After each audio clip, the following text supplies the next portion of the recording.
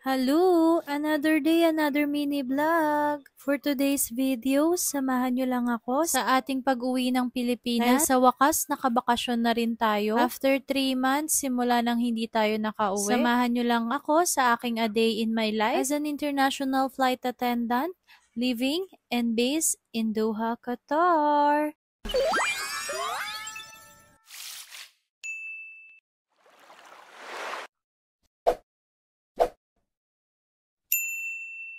Nandito na nga kami sa airport niyan at naghihintay na nga kami dito sa waiting place namin. Ito nga pala yung dala kong gamit. Isang check-in bag na malaki at isang trolley bag for hand carry and isang personal bag ko. Hindi ko na nga na-videohan nung umalis kami. Ang dami nga naming dala kaya hindi ko nga kayang mag-video nung time na to. Pero nandito na nga kami. Nag-aantay na nga lang kami dito ng confirmation kung pasok na ba kami. Bakit nga ba kami may waiting list? As an employee dito sa company namin, dahil nga meron kami mga privileges para sa mga discounts ng tickets namin, need naming mag-antay kung papasok kami sa list of passenger kapag mga punuan yung flight. Nung time na dun kasi is puno yung flight kaya waiting kami kapag may mga hindi nag-show up na passenger. Siyempre priority pa rin nila ang mga revenue passengers. Nung time na yan is nakapasok na nga kami. Sobrang blessed talaga namin. Sobrang bait ni Lord. Nag-video na nga kami niyan kasi nga sobrang saya na namin. Kapag nakalagpas ka na kasi sa Teddy Bear, mas masaya ka na talaga kasi sure na makakauwi ka na nga. Papunta na nga kami niyan sa gate namin. Medyo malayo talaga yung gate usually pero kasi ino-onload kasi kami minsan after close counter. So minsan nagmamadali talaga kami para makapunta sa gate namin. Pero minsan naman kapag dating namin sa gate namin is hindi pa nga boarding. Pero nung time na to is dire-diretso lang kami at nakita nga namin na hindi pa gumagana yung walkalator. Usually kasi talaga sobrang lalayo talaga ng gate kasi sobrang laki talaga ng airport ng Qatar and sobrang ganda talaga ng airport nila. Nandito na nga pala kami sa gate namin. Pumila nga pala kami para makapasok na sa loob kasi usually is sini-scan na nila yung boarding pass namin para malaman nila kung sino yung mga hindi na nag-show bago pa lang mag-boarding sa loob. And pagpasok nga namin is nag-boarding na nga talaga at pumasok na nga rin kami aircraft noong time na to. Kasama ko nga pala dito si Ana yung kabatchmate ko. Bali pinaantay muna siya sa gilid kasi sabi sa kanya baka daw may hindi mag-show up na passenger. Ang binigay kasi sa kanyang upuan is yung pang crew na upuan. Ganun kasi kapag may available crew jump seat dito pwede sa amin. Pwede kaming umupo doon pero basta crew may alam ka sa safety emergency procedure or kumbaga train ka na. Kaya nauna na nga ako nung time na to at ang haba pa rin naman ng pila sa loob. Tinatry ko na nga videohan yung aircraft namin pero hindi ko nga makita kasi may harang nga dito. Ito nga pala is nag-boarding na ako. Pasensya na sa magulo kong video kasi medyo nahihiya ako at hindi nga kasi pwede talagang mag-video para makita yung mga cabin crew. Kaya hindi ko na rin vinidyohan sila. Ito nga pala yung loob ng nasasakyan ko. Safety video na nga pala ng time na to. Hindi ko na na-videohan yung pero iba. Gusto ko lang ipakita sa inyo yung safety video demo ng aircraft kasi na to. Kasi grabe, kakaiba talaga yung safety video nila dito. Nakakatuwang panoorin kasi usually kapag sa Pinas, di ba, nagma-manual demonstration kami ng safety. Yung mga airlines sa Pinas. Pero ito, tingnan mo, makikita mo yung iba't ibang lugar mga ng flights na meron ang Qatar Airways. Nakakatuwa lang kasi dyan nila pinapakita katulad niyan, yung baggage mo dapat nasa taas. Overhead kumbaga compartment. May art yung kanilang safety video. Ngayon naman ipapakita ko sa inyo kung ano yung mga binibigay during the flight. Meron tayong ticket. Ito yung laman niya. May medyas, may toothbrush, may eye mask, and earplug. So, ayan yung laman niya. And yung kanina is yung headset para dito sa entertainment system na meron sila. Ito nga pala yung safety card ng aircraft na to. First time kay sa aircraft na to is dapat i-familiarize mo yun. Ito nga pala yung personal wellness bag pwede mo tong magamit kapag nahihilo ka o gusto mong mag-vomit. Window seat nga pala yung upuan ko nung time na to. First time ko lang mag-window seat nung time na to kapag kapasahero ako. Kasi usually gusto ko talaga is nasa aisle seat. Kasi ayokong nakaka-istorbo kasi ihi nga ako minsan ng ihi. Pero ngayon, kailangan kong mag-tiit. Nung time na yan, pa-take off na nga pala kami. Ito nga pala yung seat ko, 52K. Ang layo pinto ko sa nung time na to. Kumbaga, nasa dulo ako. Ayan, pa-take off na kami. Time check nito is around 3 AM na neto dito sa Doha. Kinuha ko na nga itong binigay sa akin na regalo ni sobrang favorite ko na to kasi nga favorite ko yung panda and ang ganda talaga is magagamit ko talaga siya. Head pillow nga pala siya na may eye mask. And ito, dala ko nga pala to galing sa mga hotel na napupuntahan kasi nga nakasapatos tayo. Inubad ko na nga talaga yung shoes ko para ito na yung suot ko para komportable ako at sinuot ko na rin yung medyas dyan. Yung time na yan is matutulog na ako kasi antok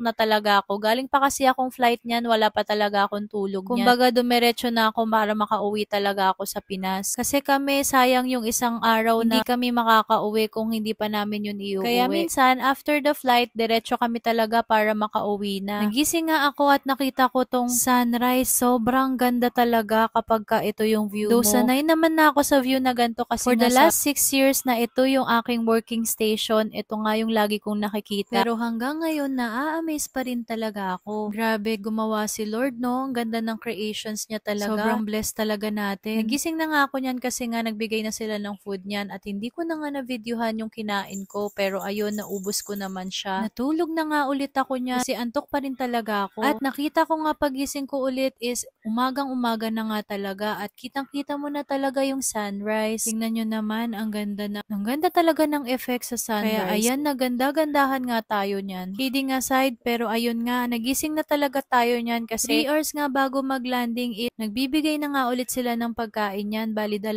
beses nga pala sila nagbigay ng pagkain. Ito nga pala yung entertainment system na merong mga movies, games, music, at iba pa. Meron nga rin yan map, makikita mo kung nasaan nga kayo. Nakalagay dito kung ano oras ka darating sa destination mo. At ito na nga na-videohan ko yung pagkain na binigay. Bali, itong dala ko is spaghetti. Hindi ko na nga hiningi meal na casserole nila kasi nga may baon pa nga akong spaghetti. Kasi umay na din talaga ako sa mga food namin dito sa aircraft. Kaya nagbaon na lang talaga ako ng food ko na spaghetti. And yung mga side dishes na lang yung mga kinuha ko. At yung ang ganda dessert pa rin talaga ng sunrise. Grabe. Yung time na to is umihi nga pala ako. Pakita ko lang sa inyo yung kitchen namin. Tinatawag namin galley dito sa aircraft. Iba't ibang aircraft, iba't iba yung itsura ng galley namin. Ito nga pala yung lavatory na tinatawag na CR. May 2 CR dito banda at sa kabila ay meron namang isa. Ito yung jump seat na tinatawag namin na upuan naming mga crew. And ito naman yung loob ng lavatory o yung CR. Kung first time mo mag-travel international, sobrang maa-amaze ka sa CR nila kasi sobrang laki at ang daming nakalagay. Magugulat ka talaga compare sa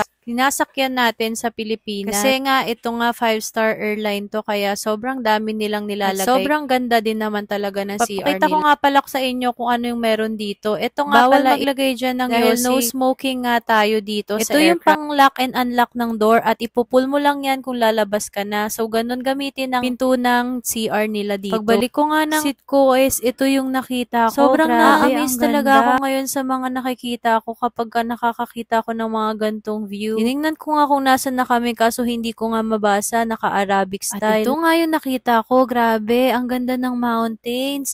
Parang alam mo yung nasa picture lang. Grabe, ang galing ni Lord talaga, no?